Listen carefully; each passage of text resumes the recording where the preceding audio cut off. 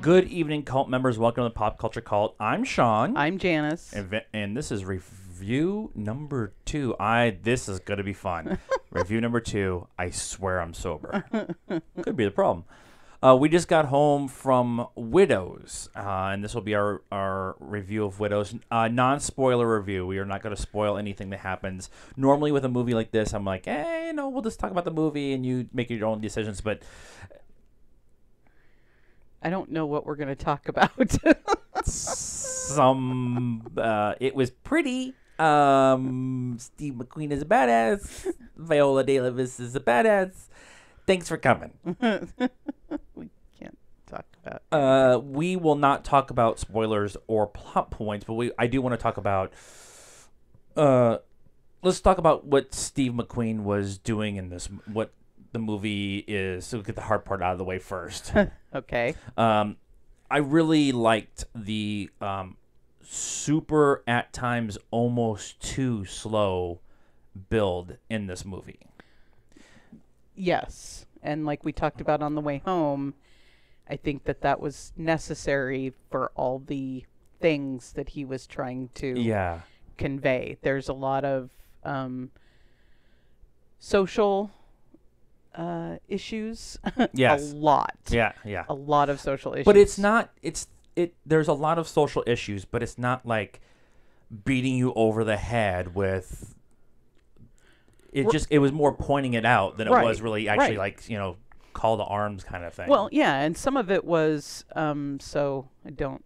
This isn't a spoiler, but it's in Chicago, and some of it is kind of about the disparity in neighborhoods or districts. What did they call them? Wards. Wards, right? Wards, yeah. And the one scene when Colin Farrell is leaving his little appearance, and it's kind of a ghetto-y neighborhood. I mean, there's a lot of dilapidated buildings and stuff, and he gets in the car, and the entire ride from there to Colin Farrell's house there's a conversation going on in the limo or whatever, but you don't see that. The camera's mounted on the car, and you're watching all the buildings go by, so you're watching the change from this very lower class neighborhood to this very upper class neighborhood in 4 or 5 blocks. It's not. And at first I was like, what are we doing? And then as the scenery started to change, you're like, oh, okay. And the scenery and the conversation that's going on at that point in time, it gives you an insight into Colin Farrell's character. Right, but that conversation is something that you expect to be cameras in your face right, watching. Right, and he uses that cameras in the face in a different way in other parts of the movie. So the way he shoots it and the way the storytelling process with using the camera both intimately with the big in your face shots and then the changing of the background as they're driving around, and also the difference between the night. Always whenever there was when there was always shady stuff going on at night, and the political kind of stuff was always kind of going on during the day, so it was the use of light and use of time of day and use of camera angles and stuff. But he was using a lot of that to convey kind of there was another shot of 2 people. I won't say what was going on. 2 people sitting on a couch together. Big couch. They were sitting pretty much next to each other, and the camera was way back there. And so you got the whole thing, except it was just... And it was showing how small they were. Right, so he used a lot of that camera stuff to kind of convey the social issues and the underlying things that he was trying to... So that helps it not bang you over the head with it. Absolutely. I want to talk about some of the performances. I've already said Viola Davis is a badass. She's a badass. We don't have to... And Viola Davis's workout routine. Yeah, right? Exactly. She's amazing. She's always amazing. I don't need to, talk, her there are flashback scenes and her being able to show her love and devotion for her husband, and then the heartbreak. I'm not spoiling anything that's in the trailer. She can cry on cue. If you've watched How to Get Away with Murder. How to Get Away with Murder. Yeah. She can cry at the drop of a hat. Yeah, and she can cry at a drop of a hat and then be able to bring herself back. And they used that a couple different times where she knew that she didn't have time to cry. Yeah, in her story. But what she did, how Colin Farrell's character, the way he is portrayed and who he really is and how that's all handled, he handles that so well. Michelle Rodriguez, we also were talking about it on the way home. Her ability has, I think people are starting to come around to her. They really tried to make her this badass action girl for a while, and it didn't work, and it was kind of maybe some poor decisions and scripts and maybe some, getting some bad advice. But the last couple of things I've seen her in where she's actually allowed to act and not just have to be some, punchy person. Yeah. She's been really good. The Elizabeth Debicki is really good too. She kind of plays the down on her luck because she keeps getting patterns of abuse in her life, and how she portrays that and how she kind of works her way out of that.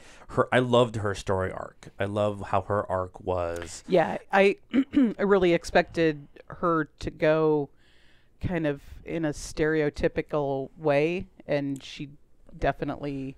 Yeah, she definitely it led that way, and then it got away from it, and that's kind of a reoccurring theme in this movie. Yeah. And the other girl that was part of the group that I want to bring up is Cynthia Erivo.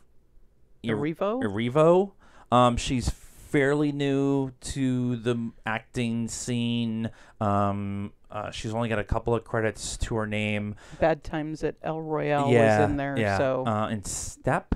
Her workout routine. Yeah. Wow. Good on her. The four women who are the main part of the cast who are doing the heist that you see in the trailer, aren't necessarily the only characters that you care about in this movie.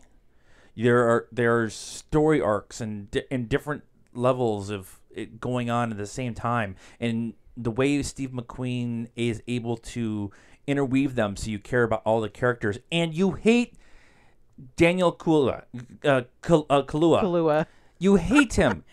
He is amazing. Yeah. He is an amazing, you think him in Get Out, him in Sicario, and then him in this, and I buy his character every time. He's three very different characters on all three of those roles, and this one is amazing, and his ability to come across ruthless without really doing anything. Right. Like he's the alpha in the room when he walks in the room. Yeah. And you were like, oh my God, he's gonna be in the room, everybody's gonna die. Yeah. That's not what's going to happen, but that's how you feel when he walks in the room. Yeah. And just the way he portrays that is so good. The way the movie, we talked about the camera work and stuff like that. The storytelling process is some people are going to struggle with it because it's a lot of small bit scenes added together over time, and that's how you get the multiple different storylines going on.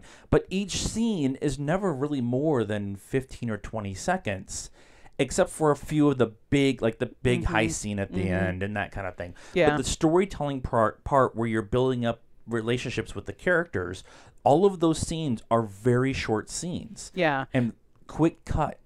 Yeah. They're quickly cut together. And that makes you, a lot of times, the outside characters are very two-dimensional. You don't care about them. You don't know what their backstory is. You don't, it's all about, in this instance, it could have easily been just about the 4 women and Right. and them going about doing this, but there were so many other people that they were fleshed out characters. You knew what was going on in their lives, and so that was, and each character was given enough space to breathe, and the actors allowed to do what they needed to do to make those characters something that you actually like felt for, and in the end you're extremely satisfied with how everybody's story ends, and even those who deserved what they got, I'll put it out. Yes. That was, and I was super happy with the way the movie was. Score 3.75. Oh, fuck. All right, I'm gonna do 3.76 just so we're a little bit different. Because we rated both movies today the same. Yeah, pretty much. This is a movie that should be supported in the theater, but is definitely worth a watch. Yeah, and it will be up for some Oscar. Viola Davis probably will be in the conversation, and then probably screenplay. I don't know about director. Really? You don't think director? Bradley Cooper right now, and then whoever directs The Favorite. It's and Steve McQueen, the Green every Room. time he's done something. I know. I mean, there's some movies that we haven't seen yet because they're not quite out yet for us. They're out in LA and New York. Yeah. And but it won some stuff at TIFF. I think it was TIFF. Yeah. Something so like that. So that's And if you have I'm gonna try to word this the most delicate way I can possibly can. If you have the opportunity to go to this movie with a ethnically diverse group, it's totally worth it. It was a very interactive audience. There was a lot of talking to the screen going on in our show, and if you understand what that means, you're watching the right show. That's our thoughts on Widows. What did you guys think? Did you see it? Are you excited about seeing it? Let us know. Leave us a comment. You're already here. Like the video. It's not that hard. It just has one little click. Okay, 2 clicks. You have to click to hit the subscribe button, too. Hit subscribe. Follow us on all of our Facebook, all that, Instagram, Twitter. All the links and stuff are in the description. Until next time. I'm getting tired of doing all that. Good night now.